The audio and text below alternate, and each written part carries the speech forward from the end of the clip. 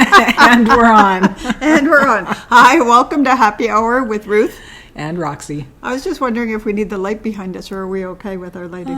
I think we're okay with our lighting. Okay, never mind. We'll be shady today. Yeah. Shady. I'm pretty shiny. I don't know. That's pretty good. I like that. It makes you, look at you, kind of look movie star-like. Oh, do I? Yes. Okay. I don't know. Whatever you're smoking, I want some. Shh. I'm just looking up all my podcast whatever you're drinking, notes. I want it. Okay, here we go. Cheers. Cheers. Cheers. Okay, look at this beautiful, beautiful creation that Ruth made for us. It's got some little gherkins and some olives and a little pickled onion and, of course, Caesar stuff. Yeah. Oh, there's also celery, but we promised not to crunch that into the microphone. But here, if anybody can see, it's Mott's Clamato Caesar. Now that I'm seeing this, I sure hope this is made in Canada. So, wow. Yes, Mississauga, Ontario. So that's good. But we haven't. Delicious. We haven't. I saw them in the liquor store, and I thought, there's an idea.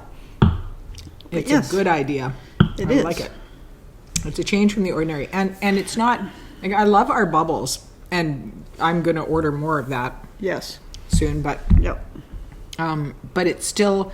This is a savory beverage, right? That's a sweet-ish beverage. Yeah. It's quite dry, but it's still on the sweet side.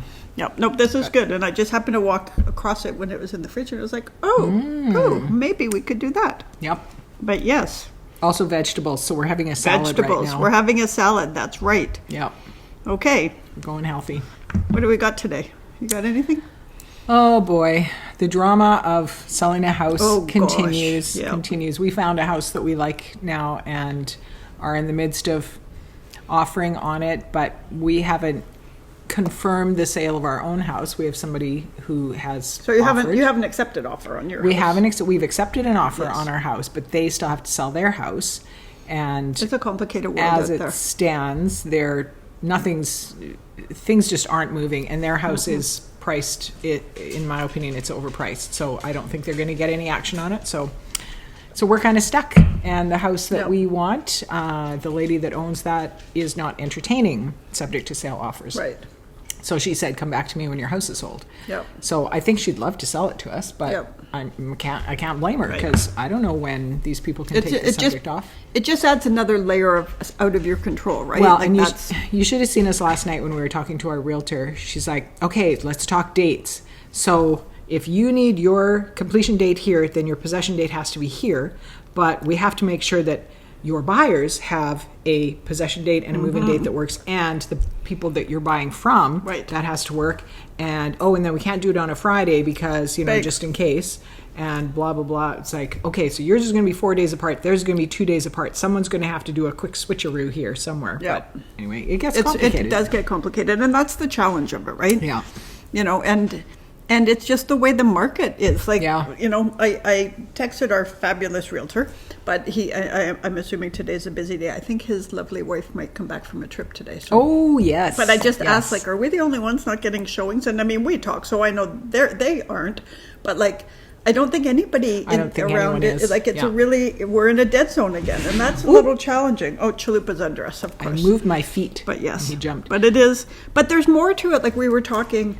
And I think it happened on the same day, Rox, when there was a point when I went out and I had an appointment with the what do you call because I have the optometrist. The optometrist, because I also have okay, yeah. So anyway, I had an appointment with the person about my glasses just to do the check, whatever it is, because I also have a doctor that's an eye. Oh, an ophthalmologist. Yes. Okay. And I mean, I just get them all mixed up. But I went out and I did that, and I had to get new glasses, which honestly is kind of fun. And I made Roxanne, look at pictures of me in different glasses and stuff. But then, that's there, and it's like, and then, it's been busy, not busy with work. Like, there's all stuff going on in the world because everybody's pulling back a bit. Yeah. And we've had a couple of clients sort of, they're not going away, but they're definitely slowing down the stuff. Yeah. And so it was like all this stuff, and then, trying to sell the house, and we move in, I think it's now 39 sleeps and all of it. And I came home, and it was like, I came in the door and I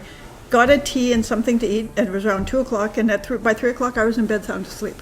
Right? It was like, I just wanted the world to go away. And then the next day, so we got up because my dogs won't walk without me.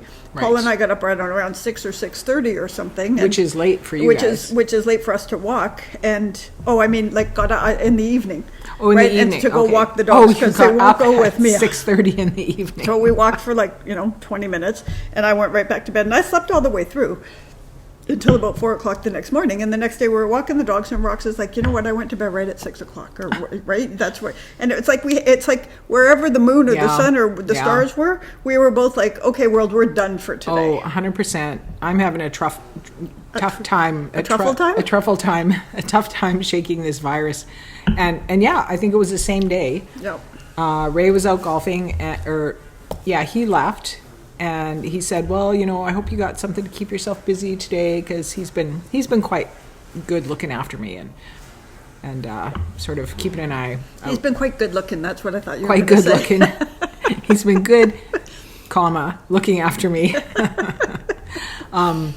But yeah, I came back from the walk with Paul, and because you were gone. Yep. And the whole time I was walking with Paul, I'm like, I just want to go home and go to bed.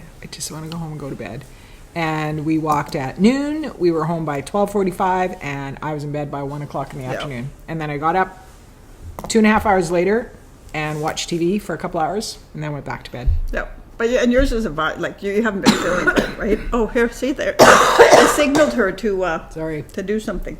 Yeah. But it is interesting because things just weigh on you, and there's I mean, beyond our personal, because we live privileged lives, even though we have challenges and it's not perfect, and there's all sorts of stuff. We know that we are in a much better position than a lot of people. Yeah. We know that we live in this privileged life, right? That our problems are far less, basic needs than many people, and so it isn't. But it's also the weight of what's going on in the rest of the world. Yeah. Right. Is you worry about, I worry about the people in Gaza. I worry about the Jewish community who are really under attack. Like I have Jewish friends who are telling me that their kids are getting accosted at bus stops going to school, and these are grown-ups going after high school kids, right? No. And saying terrible things, and there's all this going on in the world. Although I do have to say there was a victory this week with Jimmy Kimmel. Yes. And so even though he ghosted us, and we should be on his show, still love you, Jimmy, all the time. We do still love you, and I don't think I've ever. I mean, I've been proud of Jimmy Buffett a lot in my life and very engaged. But Jimmy Kimmel's monologue, when he came back on, and he came back on, let's make no mistake, he came back on because we all made noise. Yep. Right? Because we canceled Disney and we did all the things. There are a lot of people that came together, even people that don't believe what he believes. Yeah. Right? Because of free speech. But when he came back on, he was compassionate, and he was generous, and he was funny, but he was also he was very emotional. He was also scorched earth. He wasn't gonna not criticize Trump or the FCC or anything. He made it clear that he's standing his ground, but he was emotional. Yeah. And I think he's a really, from what you can see and what you hear, he's a good human, and he's doing his best. And to me, it seemed like he really cares about the people that work for the show too. Yes. He wasn't all just involved. It wasn't himself. No, that's what I hear often about the posts related to this and other comedians. It's the people who work for us. It's hundreds of people. The people that work for this show. They'll be out of jobs. Yeah. Oh, he was not cringing. There was nothing. He was not bending a knee. There was nothing. He was deeply emotional, and he was apologetic about saying something that could be misunderstood too. But he didn't apologize for what he said. Nope. He apologized for saying something that could be misunderstood, right? Yes. And I think that's really important, because if you look at what he said, it wasn't bad. And I think we talked about, maybe we didn't, because it's only been a week for Jimmy, but the guy from freaking Fox News said that homeless people should get involuntary lethal injection. Right? And then and recently one of the other ones said, because the escalator stopped for Trump, which I have a really funny thing to say about that in a second. You too. But I bet it's the same thing. I bet it is the same thing. But that somebody should bomb the UN building, right? Yeah. And it's so they say that, and nobody threatens to take them off the air. Yeah. Are we going to say the same thing about the rapture? About the rapture. Yeah. Trump couldn't even get up the elevator, let alone get the. But this next thing that's just come up, and that's that James Comey, the former FBI director, has been indicted. And is being, basically what I understand is an indictment means he's being charged. And he's being charged with something, the statute of limitations would expire this coming Tuesday. Oh. So they've reached way back. This has gone through multiple investigations. Everybody said, there's nothing here. He didn't, and it's about lying to Congress, right? Wow. So there's, the fact is you shouldn't lie to Congress. Yeah. The other fact is there are very few convictions ever about somebody lying to Congress, like one every decade. Wow. Right? But this is a trumped up, and it is, because Trump told his attorney general to go after his enemies, one of who is James Comey, and she didn't seem to move quick enough, so it went to whatever the district is, the head of the FBI for that district. Okay. And the guy who was Trump appointed when Trump got elected said no. So Trump fired him and put an insurance lawyer in who's never prosecuted a case. Classic. And she's charged him. So people are like, he's going after political enemies with the Department of Justice. Yep. Right? So that's way past a red line. This is way worse than anything Richard Nixon did. Right? And I think they're so out of touch, they keep going too far. Right? And nobody's happy. Prices aren't down. Prices are up, actually. Ooh. Right? Jobs are going away there. Yeah. And this stuff is actually making the maggots mad. Yeah. Right? The Jimmy Kimmel stuff and this. Yeah. Right? And so when you piss off your base, what do you got? Yeah, you got nothing. But this is the important thing, is that the Charlie Kirk thing was just awful. It remains awful. It continues to be awful. But fact is, he was not radical enough, and he started criticizing Trump. He wanted the Epstein files, right? Yeah. So of course he pissed off the base. Pissed off the real hardliners, the hardliners. Right.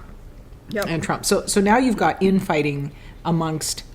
All the people who believe this stuff. You've got all the racists. All the racists. You don't believe as much as I do. You're not as angry and racist as you should be. Wow. So it's not somebody else coming from outside. No, they're fighting within now, and they're doing all this stuff, and they still don't so there's all this stuff online about the Charlie Kirk assassination, and these are maggot gun people who say the gun that whoever killed him, it wouldn't have been such a clean shot, and it stopped in one of his bones, apparently. Oh, yeah. They said if it hit him, it would have blown him apart. Yeah. Right? And so there's all these conspiracy, and I have to admit, I read them, and some of them make sense to me, right? Yeah, me too. But the other side of it is so they're starting to say, what is this? And then that stupid note that got left from the alleged shooter to his partner, where he basically confesses the whole thing, and he's like, my love. No 22-year-old kid writes like that. No, let me tell you. No. They write in text form. It would be first of all, love wouldn't be spelled L-O-V-E. It would be L-U-V or so. You know what I mean? Like the language is wrong, right? Yeah. And linguists are coming out and saying, that's not how a 22-year-old writes, or certainly not how they talk, really not how they write. Yeah. Right? Anyway, there's all this stuff. They don't write. Yeah. Well, that's just it. And in text, it's all abbreviations, right? Completely. And also, but it just happened to give the whole thing there. And then the next thing is, so apparently Charlie Kirk's widow, I think her name is Erica. It is. She won Miss Something at a Trump pageant at 18. And then she started this foundation and went to Romania to help kids. Oh, no. So, I don't know. It might just be a crazy conspiracy theory, and I am definitely, I am definitely biased. Listening to those. But I am listening. Yeah. Right? But the other side of that is, what a coincidence that there's a history going back that long. Yeah. Right? Yeah, there that sure is. We've never heard of before. Wow. Right? Yeah. So it's really messy, and we'll put it. There's a thing. Gosh, I'm going to see what it's called, so I can say what it's called. The incongruence something, and I follow it on Facebook. Holy Incongruence, and we'll put a link to their Facebook page. And this is a fellow that I assume it's a fellow. Actually, I'm pretty sure he's shown who he is. But it does all these deep dives into really big conspiracy theories like the Mossad, and the CIA, and Epstein, and all of these things. But there's logic to it. So when I started first looking, it was like, okay, come on. And I go research it. It's like, oh my God, that date's true. And this is what happened on that date. And here's the thing. This is a well-researched whether or not he's making big conclusions, maybe, but it's also worth something that worth looking at, because it feels like this is a bigger story. Yeah. Oh, it all feels like it's imploding down there. It does. And it's heartening to hear, the people that I listen to, Heather Cox Richardson and Robert Reich, people like that, they're using words like tipping point and the a turning bridge of too the tide. far. Yes, all that. But yeah, like I think like Heather Cox Richardson is fabulous. Robin Snyder's good. We'll put a list of a lot of these because Robin Snyder is a bit snarkier, and she's the first thing I go to when I get my coffee in the morning, because she is a little bit. She's just like she tells you something happened. She's like, what a shit show. And Heather Cox Richardson she's a historian, and she's a little more. She's very academic. But she doesn't write. Like, she doesn't write in a way that you don't understand it. But it's she accessible. It is accessible, but it's very, she would not say shit in it, I have to say, right? Like that kind of thing. Yeah. She's very, it's hers are like letters from an American, and it's one for the history books kind of, right? Yeah. She's very professional. But lots of information there. Lots of information. Oh gosh, yeah, and she goes back in history to give you the context for so much. I value that so much, because that is not something that I have. I didn't learn that. No, there's so much of it too, right? So I mean, much. my gosh. Yeah. Well, and especially American history. Yeah. We didn't learn that, and also I moved a lot, so I missed that class. Right. Damn it. Yes. Well, I have a sweet thing to say. Okay. So this came from Facebook, but it was like, here was a person, and she's having lunch with her mom, and in her mom's wallet, right, she sees a Hooters card. And so not what you expect to find in your mom's wallet. Yeah. So she's like, what the hell, Mom? Like that's a misogynist place, and blah blah blah. And the mother said, well, we went there once because somebody had a coupon, and we heard they had good wings or whatever it is. But then, she said she goes with a group of women, like 4 or 5 women, and she said, but then, we started talking to our server, and she was so grateful that we were polite and kind to her, and we weren't trying to grab her butt or anything. And so she said, so now once a week we all go back, and they all fight over coming to serve us because they're so tired of the crap. Oh wow! Right? And she said, we tip well, we're polite, we're this, and we're just a little break in their day. That's quite lovely, actually. It is really nice, right? Yeah. Like, there's good people out there, right? Yeah. Yeah. And we have to remember that. Yeah. Right? Yeah, it's true. Yeah. So here's somebody put, I'm all for the idea of a bunch of aunties and grandmas invading a space typically dominated by men, acting like gross creepers, and just taking the fuck over and being nice to all the ladies on staff. Right? Yeah. Right? Yeah. That's pretty cool. I like that. 100%. Yeah. Yeah. I got to give a little shout out to my husband here for this, because he spent the last week in Williams Lake doing locum work. And part of what he was asked... Right. So for those who don't know, that's when... the person goes in, because until I got like a locum doctor, I didn't know what it was. Yeah, that's true. I didn't know until I met my husband, I guess. Yeah, it's temp work, essentially, professional temp work. So he does his 1 day a week of surgery here locally, but the company that bought our business really likes him and asked if he would come and work, do fill-in spots at some clinics that are really suffering a veterinarian shortage. So he went up and he spent a week up north, and he said part of what they wanted was they wanted to show the staff, and veterinary staff is almost completely women. It's like that in all over the industry. That's just how it is. And more veterinarians are women now. That's mostly what the schools are graduating is female veterinarians. But the older doctors are largely men, and they have old white guys. They got their ways of doing stuff. And so they asked him, can you come up and show them a new way of working? Because, you get used to one way and you think that's all there is. But in fact, there's lots of different ways. But also they wanted the young female staff to see a different old white guy. And so he went in there and he's like, hey, man, my wife and my 3 daughters and my 18 staff of women, have taught me a lot over the years. So he ended up having a great time. They'd like him to come back. And will he? He probably will. Yeah. yeah, it depends how expensive the houses we buy. There you go, might right? have to go back a lot. Yeah. But yeah, he felt pretty pleased about that. That's good. But see, and I think that's just it, and it's breaking those norms, right? That you, and again, unconscious bias, like that, you know. Yeah. People don't quite realize that they're doing it, because it's one thing, like you see, you know, and Paul will do it and his dad does it and stuff, and they talk to any server, you know, whatever it is. But they tend to have these conversations that are funny and not creepy. And then sometimes you're there and you see a table and the guy's being creepy with the server, right? And it's like, come on, man. Yeah. Like, this person just wants to do their job. Exactly. Right? It's just it's such a weird thing. Well, and alcohol always brings out that side of people too. Well, and you know, without judging everybody that goes to Hooters, you know, there's a reason you go where people have short shorts and tight tops, right? It's true. Okay, there's one, and I saw it, and it was a guy who was playing a heavy metal song, and I'm gonna think it was maybe Metallica or something, but what the caption said, it's crazy how well metal translates to classical, right? So if you think about heavy metal music and classical music, they have a lot in common. Say right? more. So they have, you know, the da, da, da, da, okay, you know, like all that, like they have the drama of it, and they have, you know, the musical storytelling, because the lyrics and freaking heavy metal I don't listen to. Right, but it's all of that, and it's just they were talking about it, and then we'll put this link too, and it was a cover of a heavy metal song played in a classical style. Oh, interesting. Yeah, which is really interesting, right? Interesting, yeah. Right, and you would have seen it when you did rock choir, right? You would have seen how that comes out, right? When you think about a choir, you don't think hard rock. No, definitely not. Definitely not. Yeah.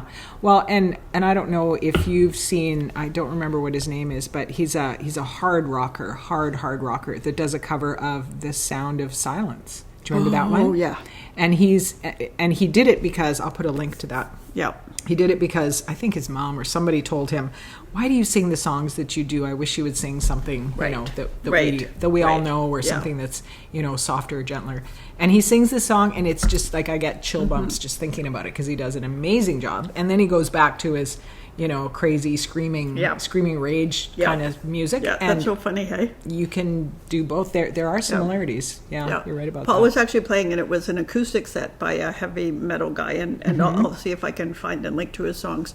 But throughout the whole thing, I have to say, though, because Paul was like cleaning up the garage and doing some stuff, and I'd walk by and I'd hear, and now here's this song, I hope you fuckers like it, blah, blah, blah. And then he plays this beautiful, lovely, right? Yeah. Right? Yeah. Who was it, Paul? He's just walking by. Who was it? Corey motherfucking Taylor from Slipknot. Corey. Slipknot. Okay. And he swears a lot. This guy, like every second, and all his fans love it, because then he'll say something to the audience, and he'll say, "Are you guys fucking ready for this next song?" And he's like, "You better tell me." And they're like, "We're motherfucking ready for the next song, Corey." Like, it's like, and it's just like the whole time I'm like, and then he plays these beautiful songs. Yeah. Right? And who's the guy that does the cover of The Sound of Silence? Disturbed. That's his name. Yeah. Yep. No, we will put links, because that's where music brings things together, right? Yeah. Like. Yeah, it's pretty cool. Oh, that was some of the most fun I've had in a long time, singing in that rock choir. Yeah. And I thought about, you know, when we move, it's too far. It's probably too far to drive from where we're going to come out here, so I probably won't join that again. Will there be something similar? I bet maybe I'll join my old chorus. Right. I don't know. There's other things I might do. Yeah. Okay, so I have a list of words. I won't say them all because there's 30. Beautiful but forgotten words we should use again. Apricity, the warmth of the sun in winter. Apricity? Apricity, yep. Okay. Like apricot city. Apricity. Oh, okay. Yeah. Susurrus, a soft whispering rustling sound. That actually sounds like it. I used that in a book once. Oh, that's that funny. Word. And I had a couple of friends come back to me, writer friends, and they're like, "What? Like, do you sleep with a thesaurus? What is going on with you?" I'm just like, I just like that word. Yeah. So brems, here you say it. It's a Spanish word. This one, number 27. So brems. Sobremesa. Yes. Sobremesa. Time spent chatting at the table after a meal. It's Spanish, so it's been borrowed to English. That's a nice one, right? Right? There's so many. So ebullient, which is a word most people do know, but it's like Bubbly. Yeah. Yeah, I like that one too. Overflowing with cheerful energy. I learned a new one from the book that I'm reading today, which is a Jodi Picoult book about an Amish girl that gets tried for murdering her infant. The stuff that Roxanne never reads the easy books, man. No. And the word is verhoedeld. Ooh, verhoedeld. But it's a Pennsylvania Dutch word, and it means that feeling that you get when you're like somebody you like walks by and you just like all tongue-tied and that's so funny. Out. Yeah. Ooh, you're all verhoedeld about it. Oh, that's funny. Yeah. That's a good one. I remember when I first came out here and somebody said, I'm just so kerfuffled. And it was what? Yeah. What the hell is that word? I love that word now. It's a good word. Yeah. Okay, there's one. Here's a couple of magical words from other languages. So if I can say it right, Jayus, it's Indonesian, a joke so bad it's funny. Kokata, waking up early to go outside and hear the birds sing, right? Is that a noun or a verb? What are you asking me for, man? I don't know, but I want to know. We'll have to look it up. Of course she wants to know, right? Use it in a sentence, Ruth. Oh, that's a good thing. Okay. I need to go Korta tomorrow. You always go Korta. That's true. Okay. So this one looks like foreskin to me, so that's a terrible thing. Forelskit, which is Norwegian, the euphoric feeling of falling in love, which is, Ooh, that's a weird association. Yep. Mary Gary. How do you say that? It's Italian, Rox. Merighieri. There. Resting in the shade at noon to escape the heat. Like, languages are so awesome, I right? love it. And they're evolving constantly. Yeah. Oh, gosh, yeah. Like, there's always new things being added to the dictionary, the English dictionary, let alone other languages. Yeah. I love it. Yeah. There's so many things online that are bad and negative, and you have to really watch it, and it can become this cesspool. But there's so many other magical things that you would never see. Like, there are times when people, like, I belong to this Facebook group, and it's a view from my window. And people put up views from where they are, and then they get in trouble if they don't say where it is. But anyway, and then they get in trouble if there's not a window in it, and it's too bad. But it's like sometimes people put up things like, people put up from, like, sort of Sweden or sort of somewhere in that part of the world, and they have this beautiful house, and it's all windows, and they're overlooking a lake. Like, it feels like you're there, right? And it's over a lake, and honestly, it looks cold to me, but it also looks magnificent. And then somebody puts up a picture, and they're somewhere in South Africa, and there's a giraffe walking by the window. Right? Like, it's like people, it's so interesting to see how they live. Yeah. You're going to put pictures up from your new house when you get there? Maybe. Do you post on that group? No. Because you got pretty cool I do. It is very here. cool, but, they're putting up pictures of oceans and giraffes, and I'm going to put up a picture of the what's a heckle jay really called? Oh, a stellar jay. A stellar jay. Heckle jays, because they heckle my dogs, but like I put up a picture of a bird like giving my dog crap, right? It's like not quite the same. It is, though, to people that aren't from here, and we don't appreciate that until we leave British Columbia. That's and then true. We go somewhere else. You see how beautiful it is, and then people are like, "You live there? You live there all the time?" No, that's fair. And even like some of the flowers that we have around here. Yeah. Right? So much of it is photography, and you're a good photographer. Mm-hmm. And so you sit at your window and you take pictures of your beautiful flowers at the right time of day, and you talk about the thing that you're doing. And there you go. There's your post. There you go. See? Right? See? And suddenly it's a love note. I haven't written any of those for a while. Was that a hint? I just happened to be going through my documents today and saw a bunch of them and just realized, I haven't seen a new one for a long time. Yeah, so, you have every reason to not be writing them. No, but they're good for me. I have every reason to be grateful I'm not editing them right now, too. But they are good, and it is very good. You'll start again. Yep. Well, and you know what? It's because this is the second sort of false start I've had with them. And I think the first time I did it, I was really dedicated, and I did it. But is it because I've done it once and so I've already accomplished it that I'm not as dedicated? Is it the world and changes coming in? Is it because I'm, 8 years older, and or is the world just so much more screwed up that you can't even like this since Trump got back into office. I mean, it was hard before, but Trump got back into office. It just seems so much like, how do you write about the beauty of a bloody Caesar when people are being tackled to the ground by masked ICE, right? Like, and we've talked about this before, but it's kind of like it feels even more privileged to do that. It's a pall that's overlaid our entire lives. Yeah, and it's really hard to live normally. Yes, and I see this with my kids, because they're 2/3 of my daughters are raising young children. And when you're raising young children, that's really, you don't have a lot of time to poke your head up and see what's happening in current events. And I see them seeing some of it. They're seeing some of what's going on in the world, but not nearly to the same extent. Yeah. And I think, man, like as immersive and challenging as those years are, because half the time you're working on 2/3 of the sleep you really need anyway. If that, yeah. But the idea of being able to live your normal life, to immerse yourself thoroughly in the beauty and the greatness that you have around you, because it is normal everyday life, which you don't appreciate till it's gone. Yep.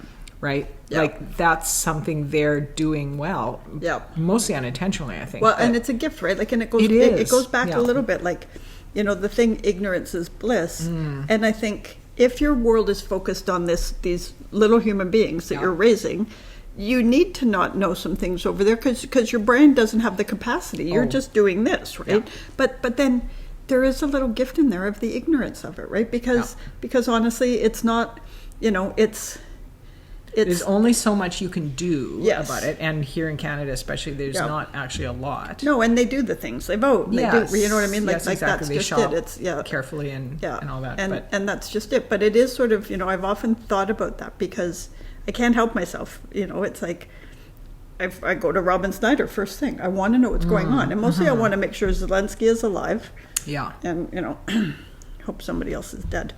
But there is a thing that there are times when I talk to somebody and they're not as immersed. And I mean, this kind of world politics has been fascinating to me since I was little. Yeah. Right. So it's like my interest lays here, but it also is a little bit of an addiction, I think, because I have no control over it, and I do everything I can. I mean, I phone Congress people, and for a while I was sending the the Republican Congress, the assistants that answered the phone, I was sending them copies of Anne Frank and saying, what would you do?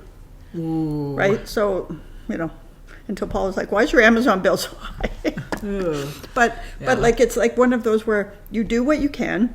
Although my sister, and I'm going to put a link up when we can do it, is doing a thing. She's trying to get a member of parliament, because you need one to sponsor this bill. I think I've told you about this. She's doing it. I think I saw it online. Yeah, and so that we limit U.S. ownership in Canadian media. Yes. And I think that's really important, because the National Post, who you can see is slamming Carney every day, they're owned by a U.S. hedge fund, right?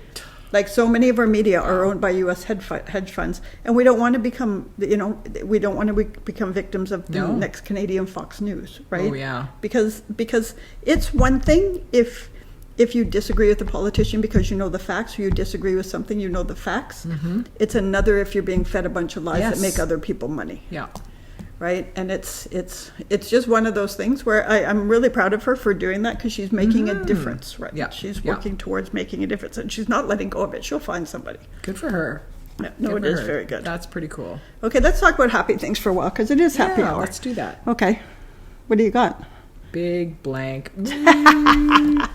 No, we can find happy things. There are lots of happy things. These Caesars are happy things. These Caesars are delicious. But, to go back to what we said about earlier going to bed, I've never been somebody who's been able to nap. Even when my two oldest were small and they were 18 months apart, and the second one did not sleep, and the oldest one was a toddler, and I'm dying. I'm like, can you guys both just nap once at the same time? Let's all lie down on this mattress covered floor together and just all go to sleep. Didn't happen. Not a single time in their childhood.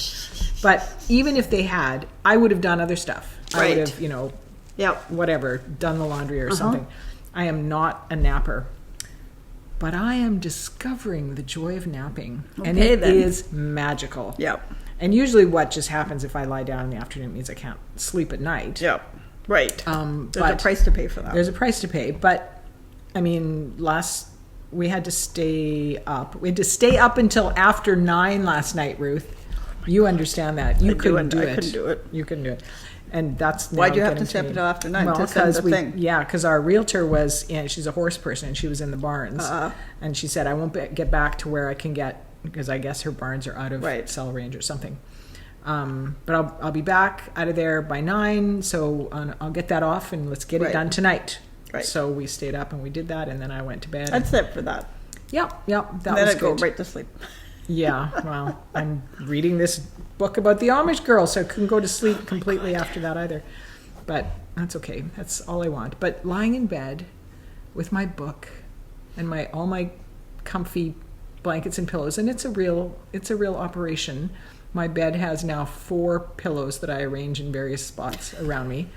And my husband, who's made jokes for years about the pillow wall, don't touch my wife at night because of the pillow wall. And I'm like, look it, buddy, you have kicking dreams in the middle of the night. This is self-defense. Yep, I'm with you. Yep, so he doesn't complain about that anymore. The last time he knocked my Kindle out of my hands into my face, because he's lying beside me like this, and I'm facing him. He's going to punch me, man. Yeah, and he has one of those, like that, biff. Yeah. Yeah. Well, that's funny. Yeah. Yeah, it is. After, well, not for funny you the first time. Not for you. No. Funny for me. Yep. Yeah, I can see it. But yeah, now I'm like, no, your side, buddy. Yeah.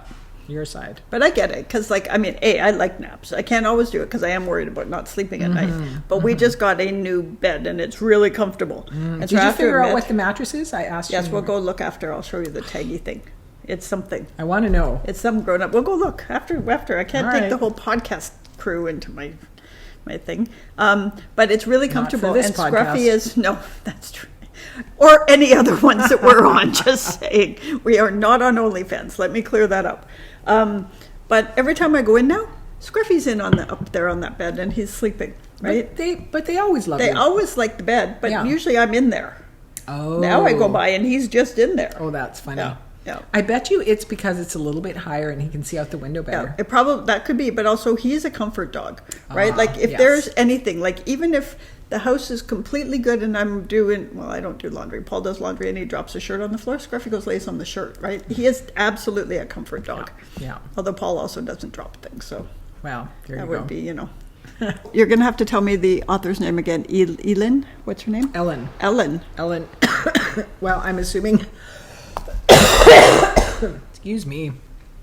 Ellen Hildebrand. Yes. She's one of my favorites. Oh my gosh. I just did 28 Summers. And it was mesmerizing.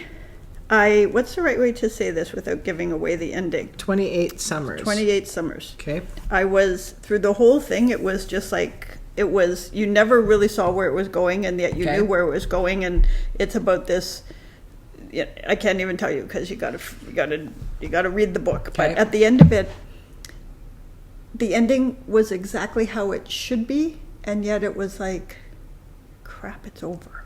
Because it resolved as much as it could, but it was also like, you've just left me. Yeah. Like, what the hell? That is such a gift. That is such a gift. She her storylines and her character, you really care about the characters, even when they're not being their best selves. Yeah. Which is, I find a hard thing to do, because normally, for me, it's really black and white, on TV shows, right? There's the good guys and the bad guys kind of thing. And in most books, that's kind of how it goes. But with her, it's you feel the thing. Is somebody calling you? Yes, I'm ignoring them. It's okay. Oh, okay. Is anybody good? I have to make an appointment to get my glasses changed out. Okay. I called them and left a message, and now they're calling you back. Also, the Lincoln Lawyer. So I just watched season 3. Oh, I love him. Yeah? Yeah, it's really good. And it's on Netflix. And I think season 4 is coming soon. Is that, that's not Harry Bosch, is it? No. Okay, who's the... Although they're doing a crossover in this coming season with Bosch. Oh, okay. So, but the Lincoln Lawyer is really good. It's really great. Is that Michael Connelly, the author of that? I think Michael it is, Connelly? yes. Yeah, I think so too. Yeah. Okay. It is. But the Lincoln Lawyer and Harry Bosch is written by somebody else. Yeah. I think. But apparently they are doing a crossover. I just saw an ad for it. The Lincoln Lawyer, and I'm waiting for Will Trent to come back soon. And High Potential is, I just watched the first 2 episodes in this series, and it's real, those are ones that are they're not the typical formulaic kind of Harry TV. Bosch is Michael Conley too. Oh, wow. Okay. Well, they're having a crossover this year, apparently. Okay. But where the Lincoln Lawyer is awesome because you don't see it coming. And if you haven't seen it, you got 3 whole seasons. I like it. Yeah. It's really good. I've been watching The Rookie in my downtime, and when my husband was gone for the weekend, I was sick. Good. I'm like, I'm just gonna sit here and binge watch this, and I like it. I really like Nathan Fillion, so he's fun. Yeah. He's adorable to watch. Yeah. I fell in love with him in Firefly. That's it, Firefly. See, I can read her mind. Thank you, appriote it. Okay, I'm gonna get this up my nose. This summer. Yeah, I know. You got to start eating it. I've been doing the same thing. We just got to add more to it. I see what you're saying here. Here, you solved that problem. Also, I did. There's one open over there. Okay. I'll go get it in a sec. But also, if I bite that, everybody's going to flee. It's really loud. You ever watch them on TV when they're like trying to make a point and somebody crunches celery and it's like... Well, that's what they use when they need a sound effect that is a broken arm or something, right? Yeah. And it's like, that works. Yeah. But yeah, The Rookie is quite adorable. They lost me when they did one episode that had a few medical details in there, and I'm like, you're being very cable TV right now. Just get the details right. Come on, it's not that hard. Right. That irritates me. But then I don't, and I know a little bit about medical stuff. I don't know anything about legal stuff. So any of the police procedural, the cop stuff, I'm just all in. Yep. Oh, that must be right. That's exactly. I'm sure cops and legal people would be like, for sure. Oh, gross. Yep. So gross. Yeah. I can remember, and I'm trying to think of who it was, but it was a lawyer that was saying to me, it's like the challenge in going into a jury trial is they all think it's like Law and Order and you can wrap it up in half an hour. Yeah. And he said, like, you put a forensic expert on and they're on the stand for 3 days and people are falling asleep. Yeah. Yeah. Right? And it's just like none of it. And there's no big reveals because you all know what you're dealing with going in. Yeah. It's just one of those things where it's like, I'm sure, like you went, but I often thought about it like as a, let's say a director or like the director of photography or what, like or as an actor, can you watch a TV show? It's like watching a veterinarian show or about a writer would be hard. It's just one of those where it's like, where it's kind of like, can you lose yourself in the magic of it? Yeah. Right? It's tough. Well, even this, I keep forgetting to look at the date on this Jodi Picoult book that I'm reading, and I really like her writing, and I really admire her and what she's done with her career and the subjects she's tackled.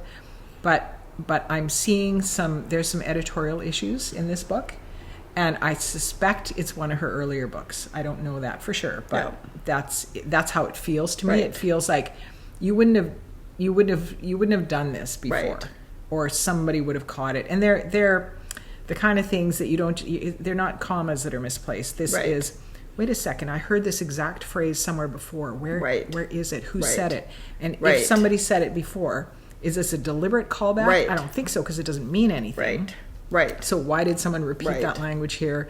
There's some medical things right at the very beginning that involve the charge that is laid against her. And I'm like, I don't think that's how it would work. Right.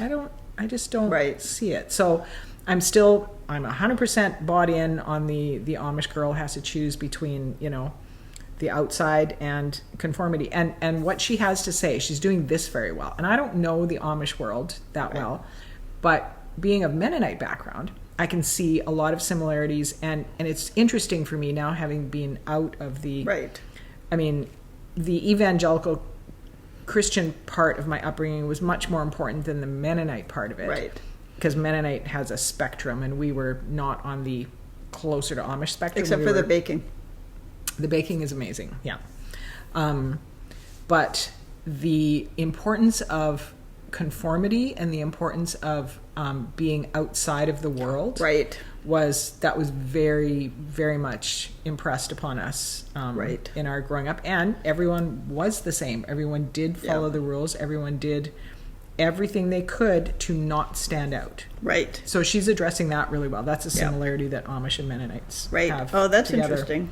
Yeah, but we have such a put so much emphasis on individuality and independence and success and making a name for yourself, and those are all things that the Amish and the Mennonite, to a certain extent, are like, no, you give the glory to God. You work hard. You don't brag. You don't make a name for yourself. You don't want to be outside of the group in any way. Right. Because the group is where the safety and the joy and that's where your meaning comes from. Right. And she is in no way denigrating or making fun of the culture at all. She's showing what it is that girl values and the very difficult choice young people have to make in that culture. Well, and that's what would drive your decision. Like, it's like that basic thing that you grew up with, which is ingrained in you. Yeah. Right? Like that's really interesting. But it is interesting as a writer what you see, and it's funny because Paul's reading a book, and it's like the prequel to Clan of the Cave Bear. Oh yeah, right. And so it's not written by the same author. Somebody else, I think. Oh really? Did that. And so it's Neanderthals and Homo sapiens, and there's this one Neanderthal that I don't know got raised by chimpanzees or something. Anyway, and then gets sort of absorbed back into a Homo sapien group. Yeah. But the Neanderthal, and Paul said he couldn't. He tried to figure out whether is this writer a genius, and he's writing the way in like. Because it's what the Neanderthal is thinking, right? Yeah. He's writing in the way that Neanderthal would thinking, or is it just bad writing? Oh, right. And so I said, you need to show it to Roxanne. I got to read that. But yeah, but it is interesting when you and it always sort of, if a book for me the narrative drifts off, and I don't have your skill set at all because you can clinically take it apart. It's like. If I really like the story, I'll forgive it for a little bit, but not that long. Yeah. Right? It's not. I'm quicker to forgive in a movie, which is interesting. I think because you're distracted by all the visuals. Yeah, a movie takes so much less time. Right. Which is why they're used much more than books in teaching story structure because a movie happens in usually it's 90 minutes to 120 minutes somewhere in there. And the beats fall at where they're supposed to fall. Yeah. They have to fall at a certain time. Whereas in books, there's a lot more leeway. Right. But yeah, your expectations are that it's going to fit into the same formula. Yeah. Bad word, but it's true. We have expectations. Right. And within a bit of a construct that because you can tell by the first 2 pages, right, that it's different than maybe the last one you read, but it is within the walls of this, right? It's kind of thing. No, it's really interesting. And that story structure goes back to the days of Shakespeare and the live theater, right? Where that was the entertainment. There were no books, there were no movies, there wasn't anything, and so you had your 3-act structure, and the acts were broken up so that people could go to the bathroom, get a mug of ale, talk to their wench, whatever, I don't know. And but then you come back. So that's where storytellers learn to always leave that first act. At the end of an act always has to be on a cliffhanger because otherwise they're going to go out and have their mug of ale with their wench and not come back. Yeah. So you got to make them want to know what happens next. But it is interesting to see because there is this sort of social contract or reader-writer contract that happens, and when they go out of the lines, and I'm okay if it starts and it's like, whoa, this is going to be a different, this is a different style for me or that kind of thing. I'm okay with that, but it's when it starts in the middle and it's like, whoa, this feels weird.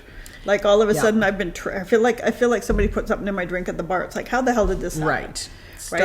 This is one of the classic rules too. Start as you mean to go on. Yeah. If you're going to start in first person present tense or some weird, language, not weird, but a very specific voice, you better stick with that. Yeah.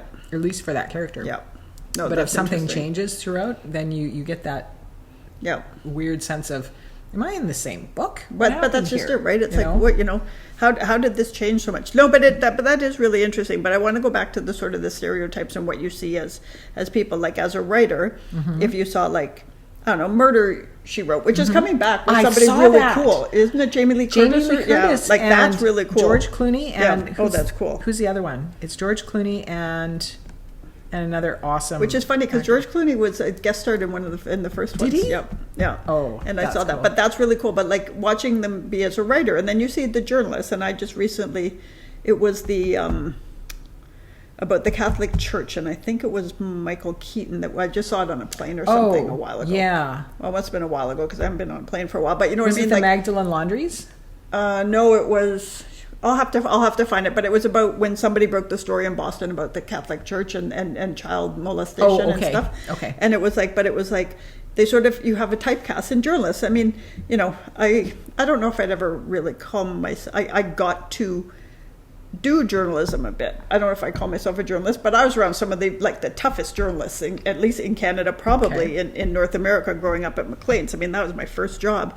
And it's like, they do a pretty good job of journalists, of being writers, good, some bad. I don't know, you used to watch the show that had the writer and wasn't it Nathan Fillion then? Oh, it was Castle. Right, yeah. And he had a callback in one of the, I've seen this several times in The Rookie. Yeah. He made a comment about how, well, it's not like I'm some kind of best-selling author that I can just whip off this story or something to that effect. And I'm like, Castle. Yeah, that's funny. But and was the writer on that story, was she authentic?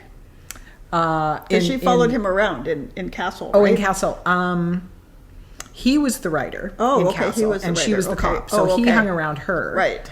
And he was, fairly authentic, I guess. I mean, it's not, because nobody lets a writer show up forever. That's the hat that I gave you, right? That says writer on it. Yes, it's from that show, because that's what he wore on his flak jacket. It was like writer. I'm like, nobody lets you do that. So. And honestly, it is, but it is interesting to see, it's like that, because it's like every time you get a PR person, it's like in a thing. Yeah, it's Samantha from Sex and the City. Right. It's the ab fab women. Nobody's ever I'm always like, how have I missed all these parties, man? Because I'm always in a room with a bunch of grown-ups, and it's like, okay, this is a problem, right? But it's really interesting how they do it, because they think we just lunch and drink really expensive wine. Oh my God! So my favorite is Romancing the Stone. Oh yeah, which is a classic for story structure, especially for romance novelists. But that idea of her, I mean, I love it. It's one of the early scenes in that book where she lives in New York City. Okay, that's great. Yeah.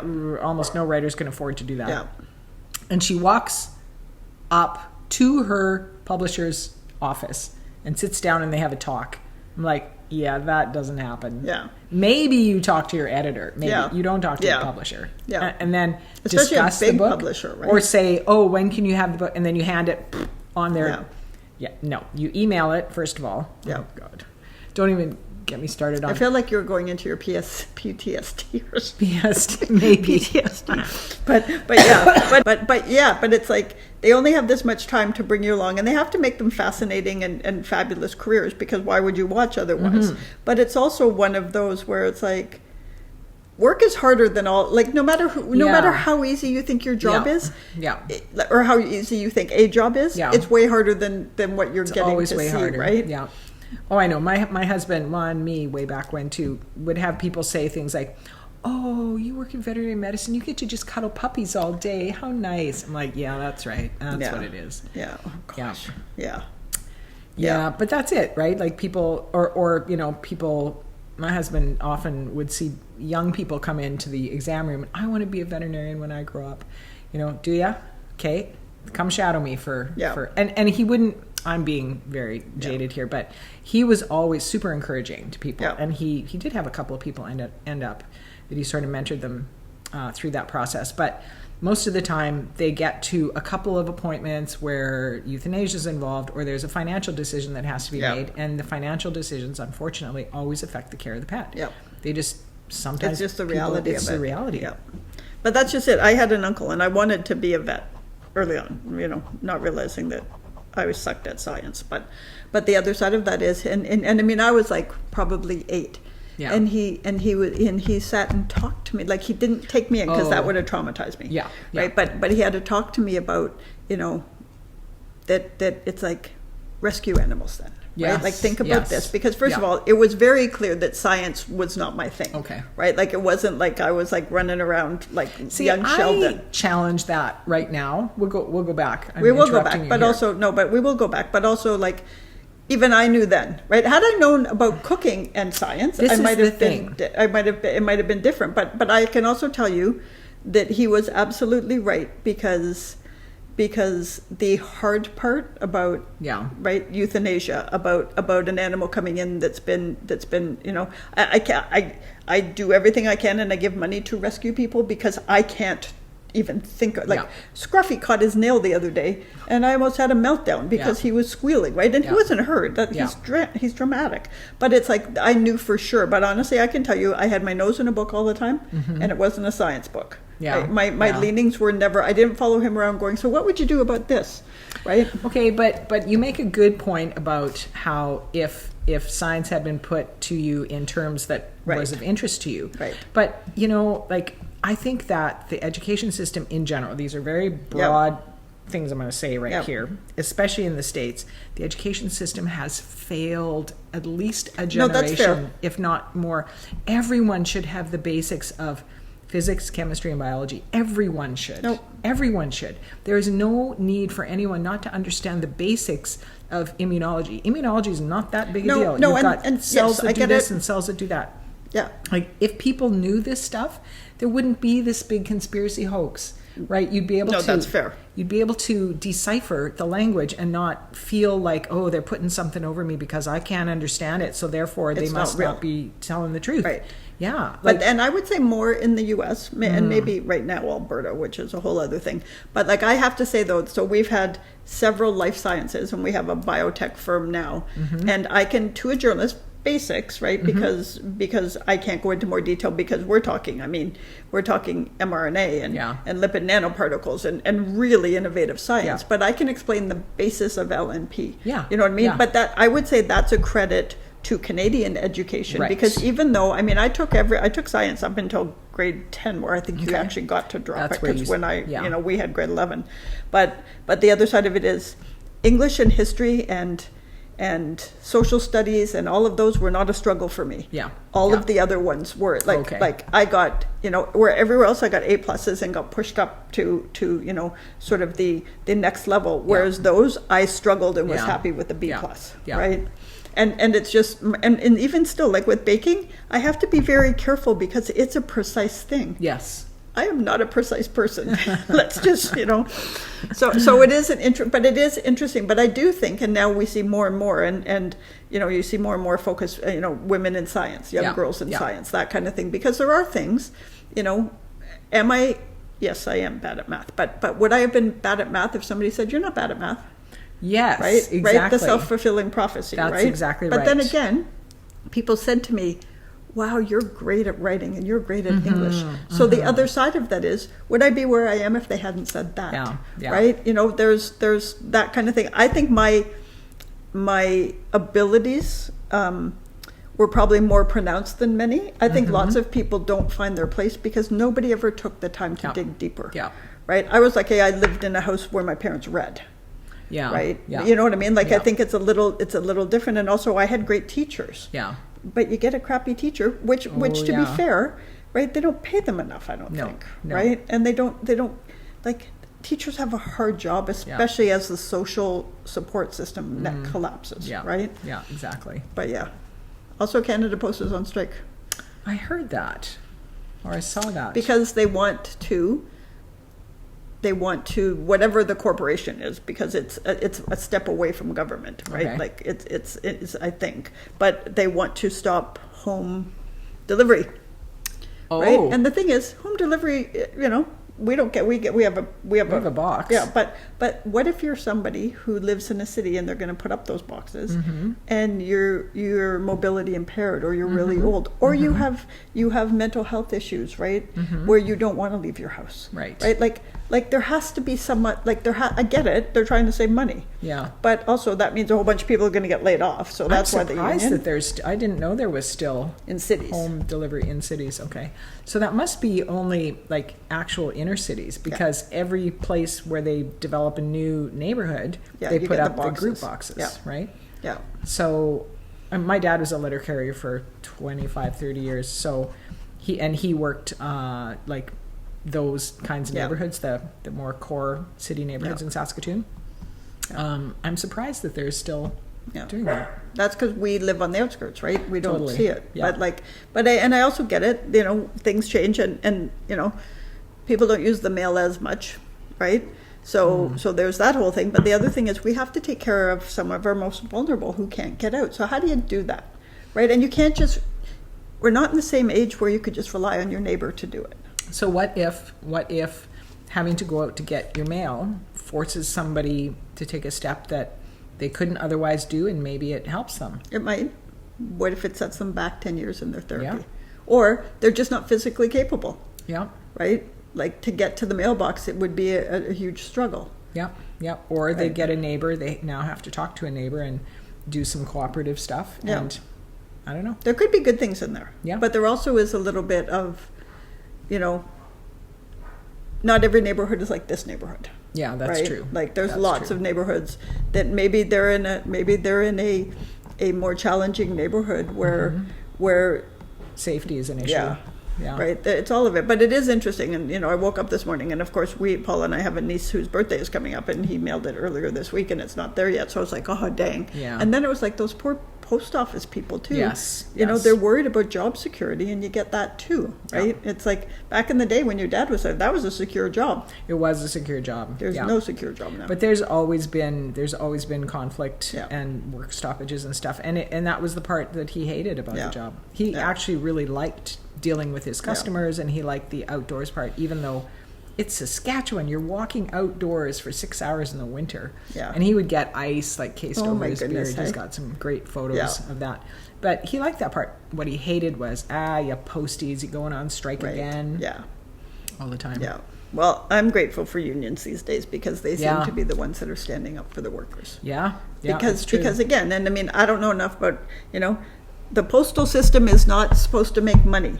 Right. It is not a profit center. It is a service to Canadians. Okay.